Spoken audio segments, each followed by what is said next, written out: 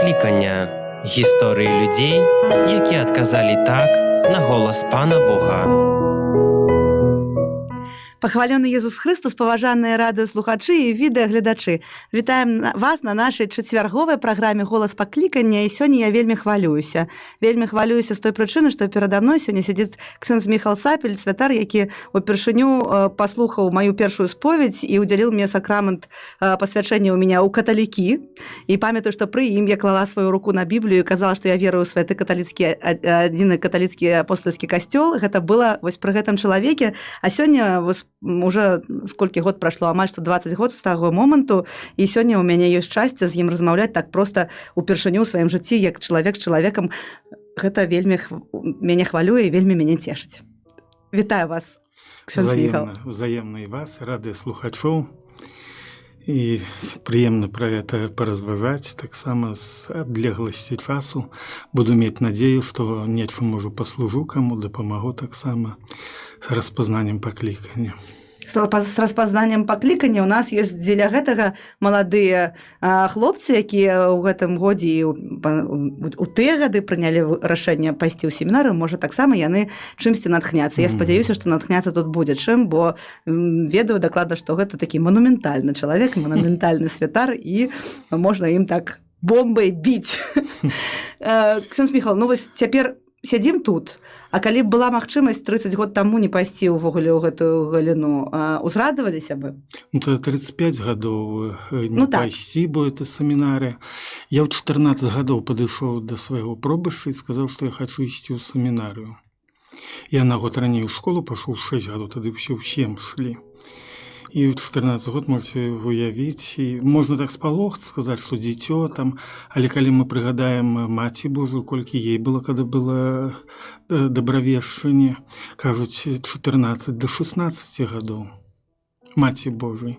І в гэтым пытанні сапраўды і да тых часоў, да сённяшніх часоў, калі чалавек дарослы. Цяпер это вельмі часта кажуць, ну ты ж маленькі, а потом всё, позна нешта гаварыць, выпраўляць, направляць то, што ёсць, то ёсць. І таму, я думаю, мне так склалася, дзякуй Богу, што я такую станоўчасць меў, і, ведаеце, не меў гэтых качэлей. Вот ісці, не ісці. Канешне, пэўныя там, ну не то, што страхі, непэўнасці была, а як это, што это будет, ты тады супербудовай не пахла. На якія-то гады, ну, але такая рашучасць і упэўненасць унутраная, это такі дар, это сапраўды можна сказаць, што это дар. А колькі вам гадоў, прабачце? Ну, я 67-го года. 67-го. Да. А дзе вы нарадзіліся? Ну, Браслаў. Ну, Браслаў, а чым ён такі адметны? Там у Маці Божай Браслаўскай пад гэтым абразом і хрышчаны, і пакліканне маё. І цяпер валадарка азёр, кажуць, але старая гравюра ёсць Маці міласэрнасці, і на старай гравюры там яе нясуць два разбойніка у кайданах. Такая ёсць, ну, легенда, правда, што вяртаўся абраз, дзе ён з'явіўся на востравы, там працэсія, проста людзі неслі, і дзевы неслі, і дзеці неслі, і ён назад вяртаўся, і тады двух злачынцаў проста з вязніцы прывезлі, і яны неслі этот абраз, і абраз стаўся ў касцеле. І такая ёсць старажытная гравюра, і адна з назваў была з старых Маці міласэрнасці.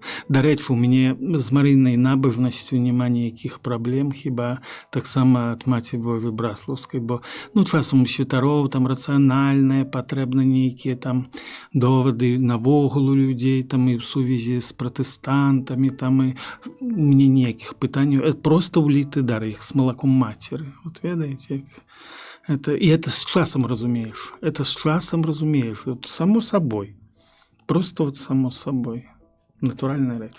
З малаком мацеры, а давайте пра гэта паразмаўляем, пра вашых бацькоў. А хто яны былі? Ну, мама яшчэ жывая, яна з 31-го года, вось. І, ну, толькі палавіну першага класу скончыла, бацька не пускаў у школу, вёска згарэла на вачах, яны да ўсіх святых сядзелі ў лесе, потом да крэўных пашлі там у іншую вёску, і там было ўжо поўна, прынялі Ну, так скажем, что значит чужие люди? Это уже не чужие люди, и мать все жыццё памятала, что меня с их дочкой в одну постель положили, в один ложек. Это часы войны. Ну, так она после войны осталась сиротой. Ну, и працавала, і ў яе такіх 2 дары. І вот яе слово было: а што, Бог даў зямлю, даў рукі. Яна была вельмі сільная. Ну, на рыбзаводзе яна большасць часу. Маё свядомае дзяцінства ўсё яна працавала. Плюс у нас свая там гаспадарка была. А папа з вайны ў культуры працаваў, на фронте быў сам з хутары. І я адчуваю, што мне крыху з выхавання і з крыві нешта хутарскога ёсць. Это мышление, это падыход да жыцця ад мамы, ад вясковага, нешта ад бацькі. І эта розніца ёсць. Хутаранін, вясковы. Для мяне, дарэчы, это не абраза, калі там скажу дзярэвня.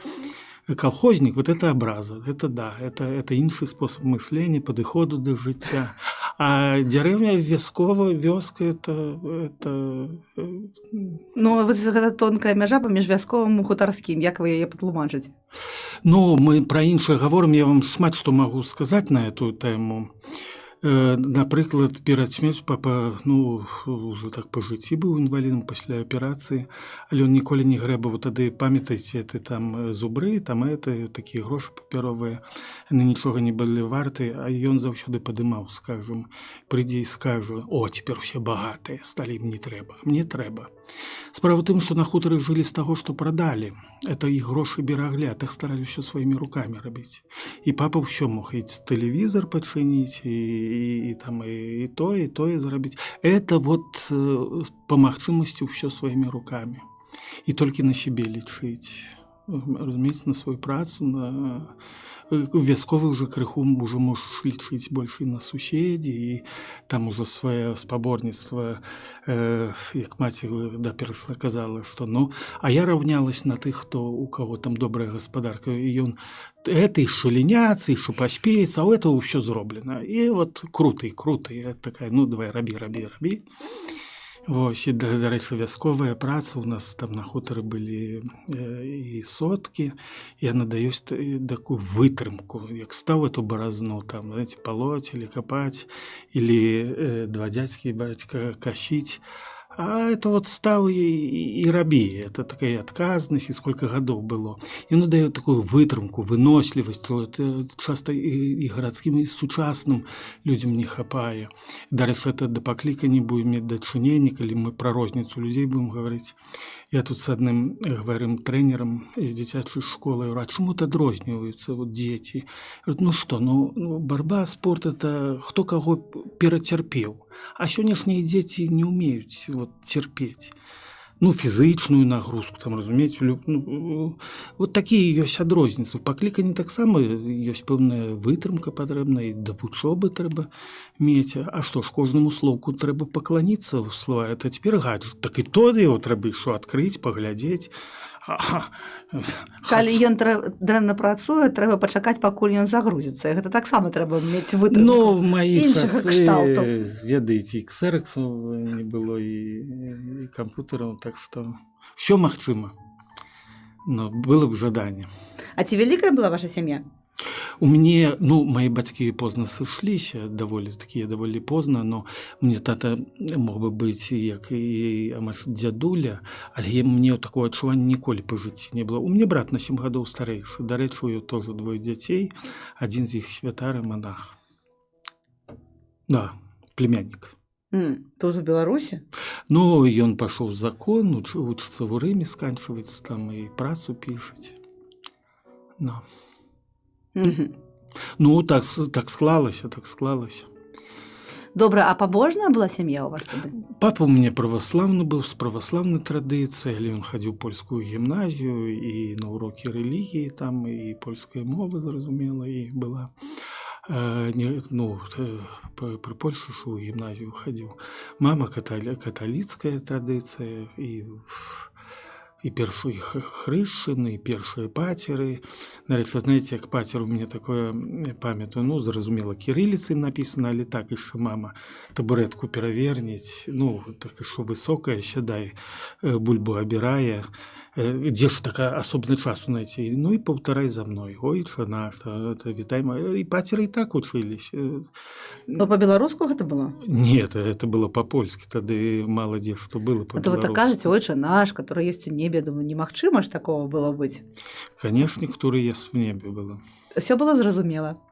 Ну, не адразу, ведаеце, в чым моўная срада ў касцеле была, і ўсё-такі нешта з дзяцінства ўваходзіла. Конечно, муша была па лаціні тада, але дадатковае набажэнства, літургія слова па-польску, і оно входило. Потом, когда з касцёла прынёс абыцадла, бацька мне дапамог там з чытаннем і там вымовай.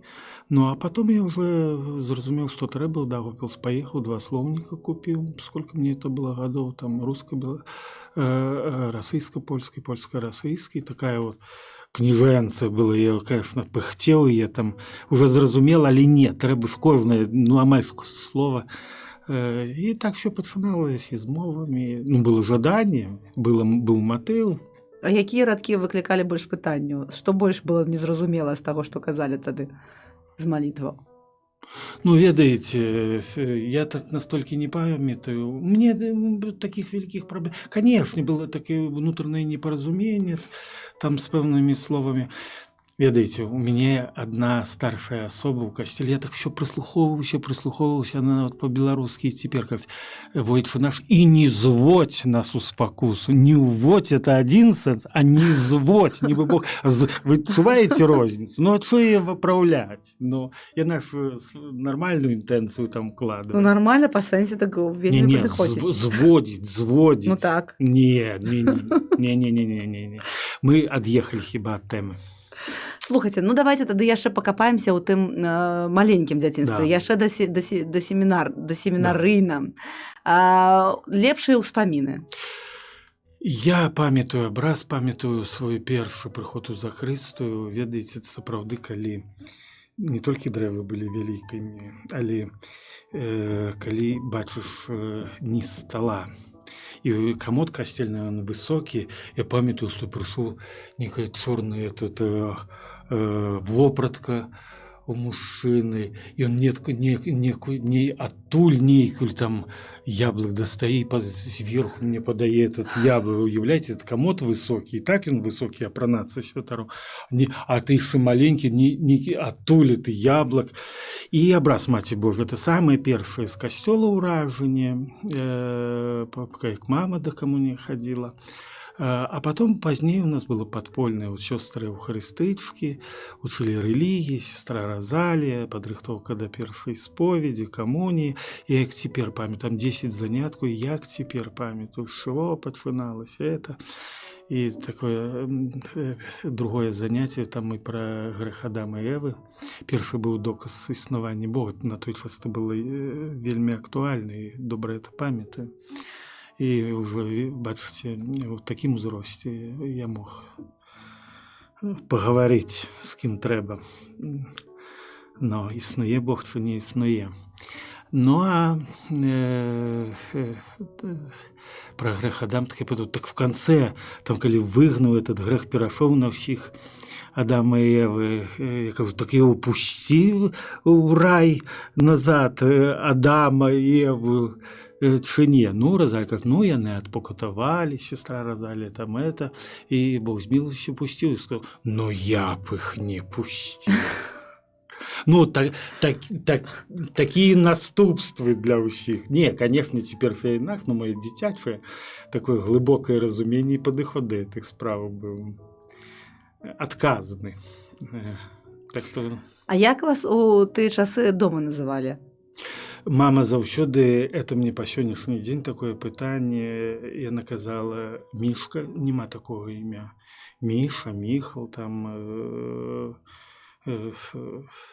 інша, але вот это Нака, там Мішка, Гришка, не, это, таких имен нема. Ад маці такое было выхаванне.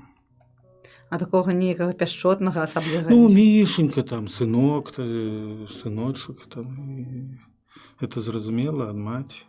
А на вас злаваліся калі-небудзь вашы бацькі? Вы штосьці такое рабілі, ад чаго было Папа пазлавацца? прыкладствам не займаў. Это я памятаю, як класна адзін кіраўнік у нас сказаў, там яны там абмяркоўваюць, там настаўнікі, чтоб дзеці не бегалі. Где вы видели нормальное дитя, как не пробежал? Конечно, будете останавливать, где завернется наставник. Но где нормальное дитё, каб нешта не учудило? Ну, это что з яго вырасціць? Там, ну, бываюць і такія, ну, было за што, ну, але фізычным выхаваннем займалась маці. Мала там двух пальцаў на двух руках зашмат будзе, но я памятаю, за што я атрымаў. Ну, рамнём хіба? Подруг, што там рамень, шнур ад атчуга. Ну, жанчынам гэта ўласціва. Не, імпульсу не. Я вам кажу, за ўсё маё дзяцінства зашмат пальцаў на двух рук будзе. Мама могла і словам сказаць так ёмка, не калі амаль што абразліва, але ёмка, так што это больш даставала. А папа мог так ведаеце, амаль што па-старыковскі заскрыпець: сынок, што ты робіш? І, дарэчы, пра выхаванне скажу, мне з дзяцінства два папіных такіх выказа, что, сынок, не шукай дурнейших от себе. Ну, то есть, и тваром угрась тебе не тыкал. Что ты там будешь крутить? Ну, все и так зразумело. Там, но что там выкручиваться от того и того? Там, я молчу, и ты молчу. Там, не шукай дурнейших от себя. В этом и милосердие великое. Разумеете, и пробачение, милосердие. Не шукай дурнейших. И вот это сынок. І это было ад бацькі дастаткова. Ад яго было такое, ну, каханне. Ну, рука у яго была цяжкая. Если біў бы, то мог прыбіць бы. Но этого ніколі ў жыцці не было. Любіў вельмі. А чым вы тады цікавіліся? Ой, акрамя касцёла, я конечно. мог у мяне праз дарогу бібліятэка, я мог і 5 і 7 кніжак падрад, нешта там. Ну, не на... Послухайте, лето. Я мог становиться, хоть районный центр, или на лыжи с крыльца мог становиться, так-сяк, там уже лесничовка побольше. И лето, это мама там дасть певную працу, и там градку, ягоды брать, там полить, это десь молоко по годинах было принять. Пошел, зрабіў все, и на озере в лесе пропадали вельмі шмат часу. Было у вас шмат сяброў? Двор, нормальное дворовое жыццё розных узростаў і навод там і коне. Ну сябра это асобная такая, ну такое з дзяцінства, конечно. Что вы там і гульні розныя, і то, і сё, і шалапутство, конечно, якоеся там. Конечно. А існуе цяпер ваш дом, у якім вы жылі? Да. Ну, і ён аднапавярховы, і ён са старапольска, на кватэры перароблены, у нас 3 пакоі было, але крыльцо адразу, там і агарод, там і... Ну, цяпер ён не належыць вашай сям'і? Ну, належыць. Мама жыве. Калі вы прыязджаеце, так там такое ж усё як было? Амаль што. Это добра? Ну, жыццё змяняецца. Папа, у нас не было каналізацыі, там мы, ну, правялі, папе патрэбна она была там і як учасніку, ну і так далее. Пэўныя змены ёсць, а так больше тое самае. Так вот, дзяцінства, а потом міністранства запросили. У меня было такое, что пасля першай камуніі там, ну, патрэбны на класны час. І настаўніца говорит, ну, і одну дзяўчыну, там тата ходзіў у касцёл, і ўсё такая добрая настаўніца. Ну, трэба ж было. И хоть она Кстати, поругалась, что ну, конечно, не руга. Ну, это что теистичные были годины, классный час там. И на одну девчину добрую такую, она встала, а что вы меня одну ругаете? И тот, и тот, и тот, и тот ходить. И я на другой партии сидел, она так, Зинаида Евгеньевна аж перегнулась, туды как сапель, и ты ходишь. После этого некий страх был. Я, это мама собирается в костел, я мог ботинок под койку закинуть. Теперь кульки парова будет там стоять. Где что, а тут мать угли аглію з печки трэба выбраць, тут що, перавярнуць, тут сукенкой побежать в костёл. Ну ладно, сядзі, фу, эту неделю пронесло. А потом был подпольный театр при костеле, рабілі постановку, там Святого Миколая, ну, такие-сякие спектакли. Сестры запросили, там пошел, и я после этой встречи все это как другое навертание. Хотя это, может, уже класс 3 был, максимум. Не, ну, 3-4 класс.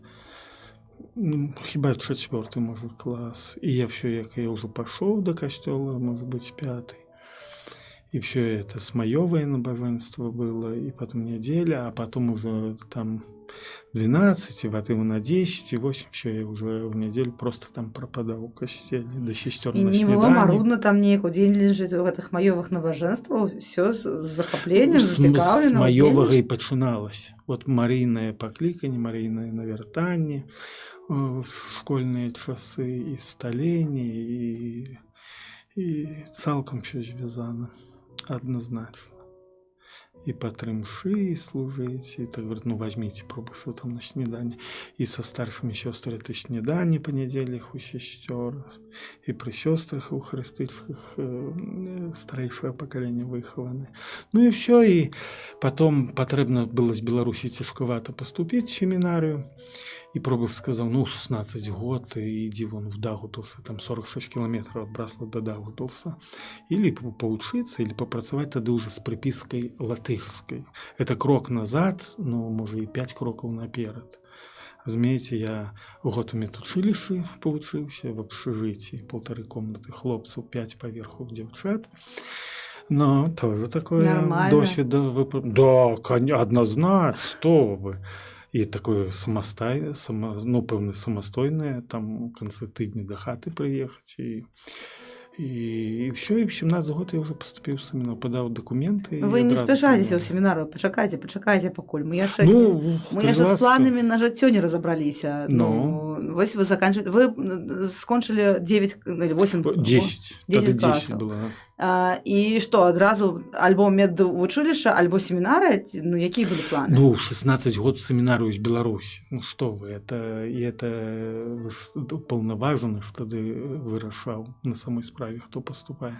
Ты едешь в Ригу, подаешь документы, а они рассылали все по тем республикам, откуда пришли. А, ректор давал документы своему уполноваженному, а ты рассылали. Ну, и там на местовые уполноваженные все равно давали дозвол, кому поступить, не поступить.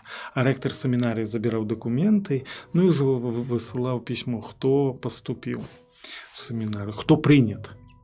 Ну, то бок, вось медвучилішча ўзнікла як альтэрнатыва перакантавацца да ўступу ў семінарыю, так? І латышскую приписку мець. Ага. Не беларускую, а латышскую. То бок, і іншых планаў не было, там, стаць, я не ведаю, аграномам. Не, я хотел быть святаром. Ну, год учебы в медучилище, я вам скажу, это в добром сенсе болото меня засасывало полным ходом. Меня было не вытянуть с операционной, это дозволяли, бахилы, маска. До речі, з тих часов тепер я тільки 2 рази маскою пронавкали по потребі. А у ті часи я походив в масці нормально. Ви вже находилися, вже год. Находився, на... Ну, без варыянта, мы однозначно мы згубили медика там у той часы. То бок медикам вы не планавалі быць. Я хотел, но чытое, мы ведаем прыклады падпольных святароў в советские часы и медиков. Ну, не только войны Ясенецкая, там православная, але были уніяты, там вельмі вядомы профессор нават во Львове, и падпольный святар, и медик. Ну, але мой быў шлях такі. Дарэчы, мне вельмі медучилішча прыдалася 4 гады в инфермеры. Ну, как было зразумела, скажем, в санчасці в семинарии. Она так там не называется, на инфирмус это хворы. Ну, але так. Что вы там им робили? Температуру вымирали? Дорогие мои, 4 ложки. Когда для хворых было, приходило 2 раза на тыдзень врач у нас был, но врач... Такая финское прозвище Тайпала.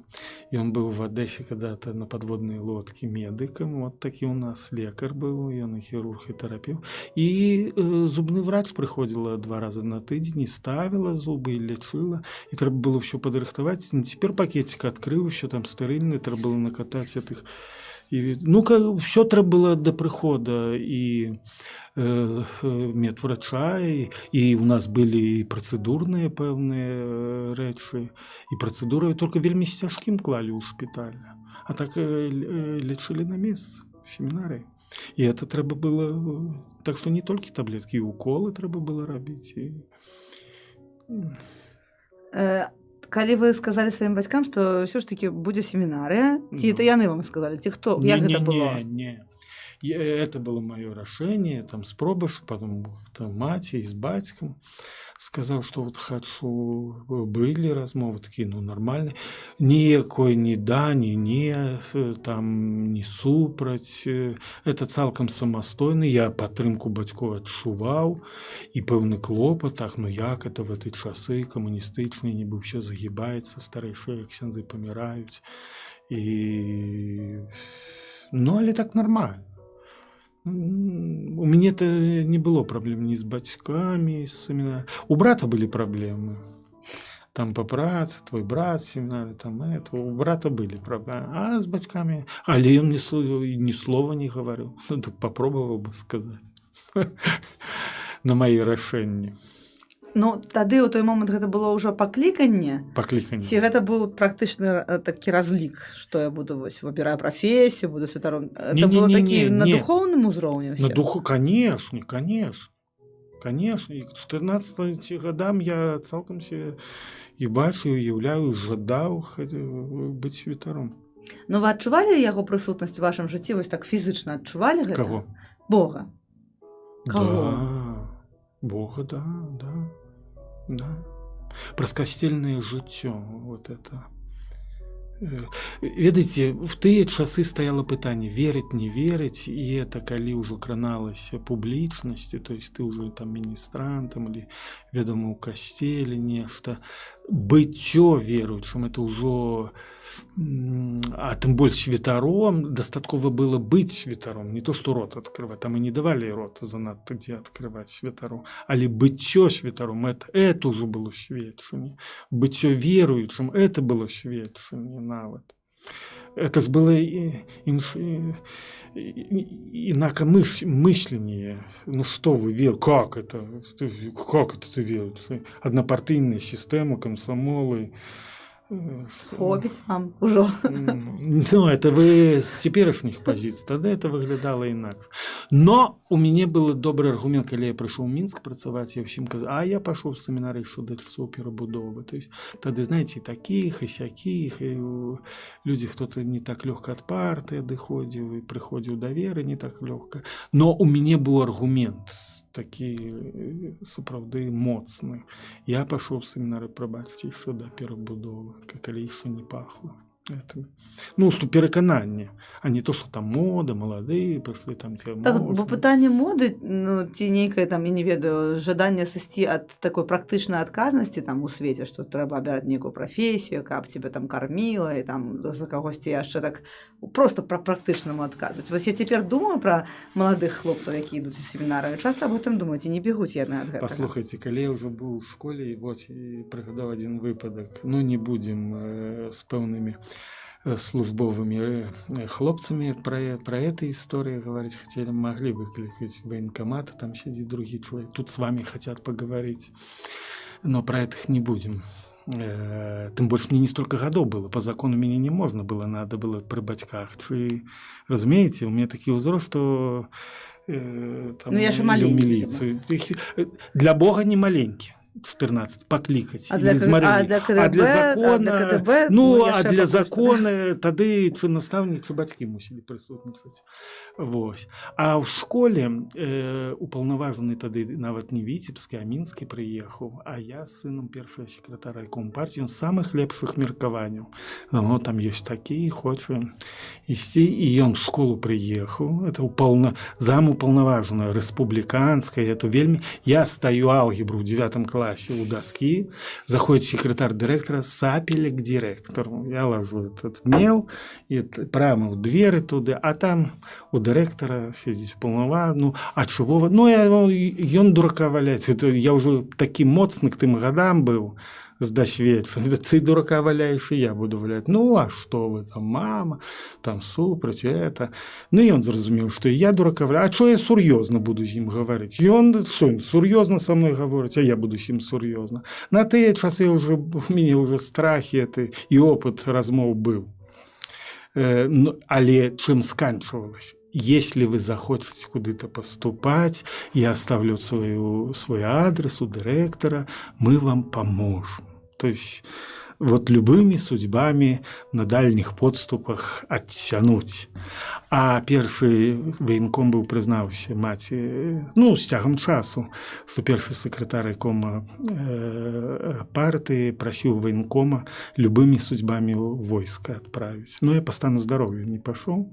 И, до речи, тоже, ну, это комедия была на этой медкомиссии. Вот Божий палец, ну, як ты Бога не будешь отчувать, коли вот, разумеете, где медкомиссия, тут здоров, пишет, к хирургу, который сам меня в областный шпиталь направлял, тут и лікаванне, и он карандашом пишет здоров, военком глядеть. Ну, он апошний глядеть карту. А что это такое? Оловком написано. Ну-ка, пойдем. И при мне, при других, а этот пык-мых, а тому сказано, что там потом подправили, там здорово, это. Вот так, бери, здоров или не здоров. Этот скрипя мусил написать. Но ему добро, что змусил военком пишет не здоров. И все, больше мне никуда не... Мне папер с дзяцінства хапала по стану здоровья. Мне, правда, в день выпускного, когда аттестат вручали и повестка с военкомата, я только пришел, подписался, забрал.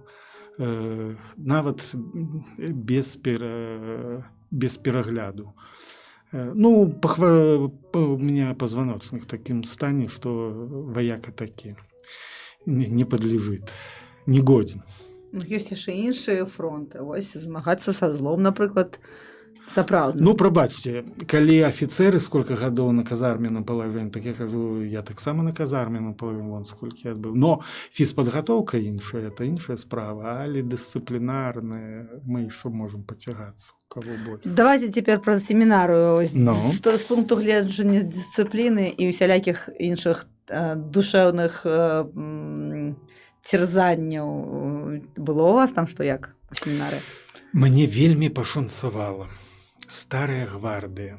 Вот рэформа другого Ватыкана так, а дух і навогул парадкі семінарыйныя, шмат чым было. Правила, ну, калі так можна сказаць, гульні, но правила былі зразумелыя. Не так, што на мяне, ты выконвай, рабі, што трэба, і ніякіх пытанняў. Просто ніякіх пытанняў. Ёсць пакліканне, там просто нармальнае жыццё. Рабі, выконвай, што і все. Ведаеце, распарадак семінарыі, так паглядзець, ён такі лайт, сённяшняй мовы кажется, это, але з дня на дзень яго пражыць некаторым цяжкавата. Ну, я жаварнак, 6 падъём, 10 отбой там. Но у меня в 10 не могло быть отбоя с другого семестра, санчасці, там самые размовы, это мой вечный недосып семинары. Плюс самоподготовка там, ну, хто хоча карпець там сядзець, куды? Мало куды. Вельмі цеснота была вялікая, ну, в інферме. А калі мне рыхтавацца? Калі тут прыбраць, тут то зрабіць, тут зубны лектар прыходзіць, а тут з кем-то кавы папіць, пагаварыць. Ну, і такая паслуга трэба было. Трэба некага было в інфермеры ложить чисто так, что вот, знаешь, как там, ну, не то, что надоело, не то, что, как бы ты мягче сказать, достало, да? Ну, полежи пару дней. Вот. Ну, часам трэба, бо просты, але довольно жорстка. Это расклад, і не кожны мог войти в ритм, яго прытрымліваць, кто-то шукае поблажак. Мне бы за этим было просто. Мне было просто. А шмат было вучняў тады ў семінары? Значы, я, як памятаю, паступала 10 каля 60 кандыдатаў мой год, а дазволілі паступіць, ну, уже з паўнаважных 12. рэктар казаў, што ну лічыцца нармальным, што трэцяя частка не даходзіць. Больш даходзіць, шукай прычыну, менш даходзіць, шукай прычыну. Ну, это такія ўнутраныя, пэўна. Ну, так і склалася, што нас 12 прыйшлі, і з тых, што прыйшло, 8 дашло. Але 12 свяцілі, хто-то з войска вярнуўся, хто-то з лекавання, там год меў, на лекаванне давалі. І хто-то далучыўся на 3-м курсе, такое было, там падпольна здаваў. Рукапалагалася 12, і прыйшло 12, але 4 адышло з тых, што прыйшлі. А як хлопцы ставіліся да тых, хто сышоў? Ну, ведаеце, мои часы хачу не хачу менш было. Нармальна ставіліся. Часцей за ўсё это была... Ну, на этом режиме пэўныя, калі ёсць, ну, пэўная неадпаведнасць пакліканні, что-то ты мягкой дорожки хочешь, и ты себе кем-то бачишь уже с першага курса, минимум там кар'еры касцейшыя, этыя замашки дадуць о сабе знаць. Разумееце, і канфлікт з рэгулай, з парадкам семінарыі, ён будзе. Чуў в адносінах пэўных стаўленні да калег. Ну што вы, на першым курсе, там, дзе ложак мой стаяў, я толькі там полгода начуваў, як называлі, не буду казаць, в этом пакоі, там толькі месяца прайсці было, і там нават полтумбачкі, бо месца іх не было куды ставіць. 18 ложкаў, кроваці, разумееце? Другі пакой 16, і самы маленькі там 12 ложкаў было. А ўжо 4-5 курс, там, ну, яны па 4 жылі, там такія камбайны, невялічкія пакоі, так кнігі, а тут высунуць уже этот ложак і сядзець на ім. Ну, а рыхтавацца в аўдыторыях самападрыхтоўка, вельмі вялікай цеснаце былі. А это ўсё там праявіцца, там ўсё праявіцца. Пэўная неадпаведнасць пакліканню, ці там свае, там як з калегамі жыць. Правда, сапраўды такі ўзрост, ён даволі крытычны, вось гэты малады юны ўзрост. Такіх, як я, было мала. Так. Таму што былі мужыкі пасля арміі. Разумееце, і прычым і па 25, і па 30 гадоў было. У мяне курсавік, пазней прыйшоў внучаты племяннік мітрапаліта Спрынговіча, ён быў кандыдат медыцынскіх навук, Антоній Спрынговіч, 43 было. Прабачце, такіх, як я, адзінкі былі. Пасля войны мужики, там, после флота, там еще что там с такой, знаете, вон працуе один и официант, и повар, два официанта, до речі, и повар, и вон и слесара были, и, там с разными, і з навуковими ступенями. Яны гэтыя слесары, мужики, маракі, яны дайшлі да святарства? Да, вон як працуюць, шо? Мы іх ведаем? Ну, тут мне няма чого скрываць, ну хто ў Гродненскай обласці. Но тады мы ведалі, дзе што робіцца. У нас вон якая частка з Украіны была, прабачце, і паволжскія немцы, і немец у нас вон быў з Таджикістана, з Латвіі, з розных, толькі Літва сама для сябе падрыхтоўвала. Разумею. А так вон з якіх частках было, што это? Настолькі 2 чалавека з Беларусі было на курсе. А ёсць хтосьці, з кім вы сябруеце дагэтуль? Пэўнае сяброўства захавалася. Вось мой калега, як то на рэкалекцыі был Севастополь, запрасіў нечакана, там, ну, не выпала калейшу, ну, да пэўных дзяржаўных перамен у Крыме. Тады ездзіў. І вот, разумееце, такое адчуванне, што мы не размаўлялі месяц, ну, максимум 3. Вот тое самае засталося. Вот застаецца, з кім я сябрую, там, з Польшай, вот спатыкаемся, ну, вот як... Бо меркаванне, успасабленне, погляды, нібы вот можам пачынаць амаль што з прэрваных размоў. Засталіся пэўныя кантакты, але не такія устойлівыя. Цяпер нават вон з іншымі дыяцэзямі не такія устойлівыя кантакты. Ну так злажылася. Ну так. І яшчэ дзякую, што дыяцэзія супраць дыяцэзіі не збіраецца і не сябруе супраць. Ёсць такія жартачкі. Не, ну я могу і на эту тему говорить, але наколькі это трэба і... Не, давайте вернемся, ведаеце да чаго, да? Вось вы так вучыліся, а любімы прадмет, які был у вас у семінарыі? А што мне не надта? Як в школе былі, дзе слабейшы настаўнік і не завлёк, і прывлёк, і не блажыў, і такія недахопы па сённяшні дзень адчуваю скрыгат на зубах, дзе былі немоцныя настаўнікі.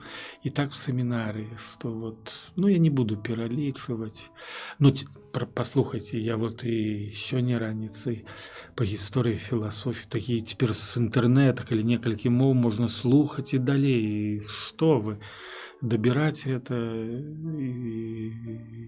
гісторыю, тэалогію любіў, дагматычную. Да што я не любіў. І мовы падабались. І вот падыходзім мы да самага важнага дня ў жыцці святара. З вамі гэта адбылося 30 гадоў таму. Памятаю, што не так даўно мы вас віншавалі з гадавіны святарства. Добра памятаеце гэты дзень? Я добра памятаю, і спачатку дыяканат, такая ступенька дапускаюць, не дапускаюць да дыяканата. І ты ўжо дыякан, і фактычна тады шлюбы складаюцца і падпісваюцца паперы. Гэта калі так, гэта тады ўпершыню ніцма трэба класціся. Гэта першы такі момант. Да, дыяканат. Все-таки в моей свядомасці дыяканат. Канешне, там святар, то служыць, але я вельмі ўспрымаў дыяканскае пасвячэнне. Што вы? Ну, вось гэты дзень, якім ён быў? Што вы адчувалі тады, калі ніцма ляжалі? Гэта нас заўжды хвалюе. Бо хору, які на гэта глядзіць, ведаеце, як складана вось глядзець на гэтую эпічны момант. А там той, хто ўдзельнічае, што ён адчувае? Тады рукапалажэнне было в адзін дзень. Святары і дыяканы, конечно, ў рыжскай катедры. Прыязджалі бацькі, тут прэзбітэрыя бацькі, ўсіх і святароў, і дыяканаў, там бліжэйшыя крэўныя. Не, крыху іншае. А што там хор? Той катедральны хор? Не, гэта я просто са свайго пункту гледжання так меру, што мы тут хвалюемся, а вы там хвалюецеся. Тады сапраўды орденіс, рады, два рада стаяў, орденіс, ад орденум, да орден, у шэрагі дыякану, у шэрагі свята, ад орденам, як і па латыні. Да рэчы, рукапалажэнне тады і па латыні, ад орденум промовенди сунт. Хто пакліканы вызначаны да этого ордэна, і прозвішча называе, кожны па чарзе паўтара. І ён адчуваецца, этот рад. Ты да этого шэрагу становішся, разумееце? А цяпер это па аднаму, это уже такі містычны, там нейкі, так разумееце, ад орда. А тут Ну, дык у шэрагу лепей? Я вам скажу, адчуванне ўсё ж... Ну, по маім адчуванням, так. Как грамада войнаў свету? Ці як гэта? Ну, чаму войнаў свету? Ад ордену дыяканорум, ад ордену прэзбіторум. Так. Узнёсла. Конечно. Як біскупу Петра ў Рыме, там, у свет, тоже орденум, епіскапорум. Адчувальна, чаму не? Там не плачуць людзі падчас гэтага мерапрыемства? Не, з людзей нехта так, конечно. А удзельнікі вось новапрэзбітары, дыяканы? Не, я не памятаю, это ўсё перажываецца. Конечно, унутранае перажыванне ёсць. У нас так сложилось, што на святара ішоў, памёр якраз, мы распачалі рэкалекцыі да святарства, і тут 96-гадовы кардынал Вайвац, рыжскі мітрапаліт, памірае, і трумна яго стаяла ў катедры, а рукапалажэнне было, будзень было. В касцеле святога Альберта за Дзвіной, за Даўгавай, в іншым балі ўсё было. Вось і людзі з этого самы вялікі касцёл у Рызе святого Альберта, заехалі да катедры, людзі ў Старой Рыгі, тады абед семінары, ну і да хаты. 2 аўтобусы ўжо на рукапалажэнне святарства дарогі было маіх браслаўчанаў прыехала, і ім было што паглядзець і паказаць, і мне.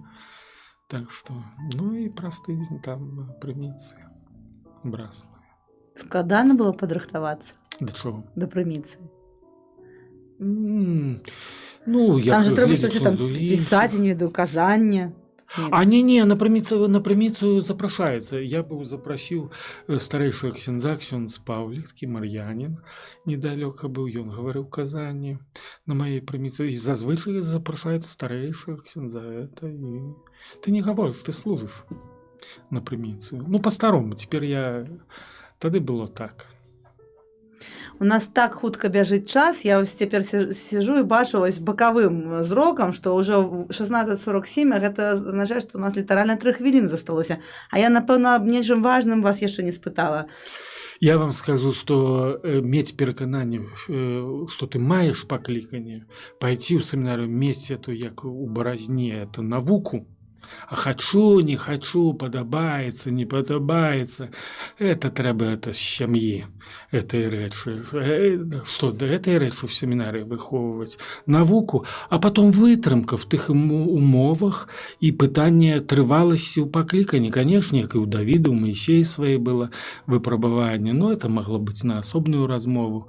Канешне, што як твои ідэалы спраўджваюцца ў жыцці святарскім. І як кажуць, што першыя 5 гадоў ты на д'ябла, другія 5 гадоў побач д'ябалы святары ідуць, а трэція 5 гадоў д'ябл на святары. Ну, а пасля 15 там па-рознаму. А ўжо калі 30? Ну, вырашаецца там. Я думаю, пэўна, нешта ад этой гісторыі нешта ёсць. Яна не здарма ўзнікла. Ну, это да асобна. А потом свои меняются погляды, меняются обставины, як вот теперь выборщики меняются, іншие, это парафіяне меняются, интернет приходит, так далей, твоя праца в іншых умовах. Ну, это все, это могла быть іншая размова. Але ж святарства гэта радасць?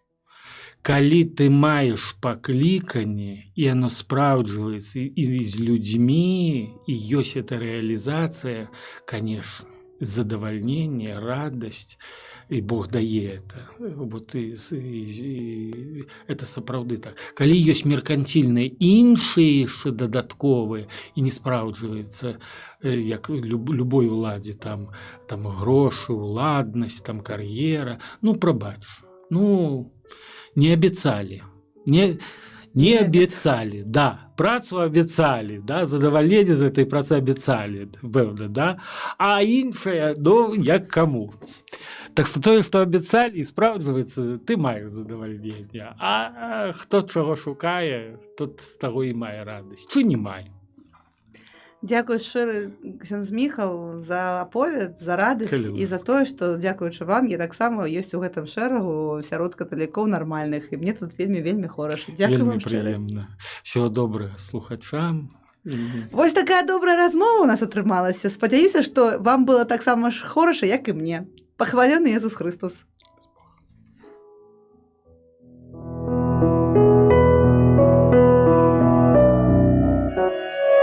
Голас паклікання. Гісторія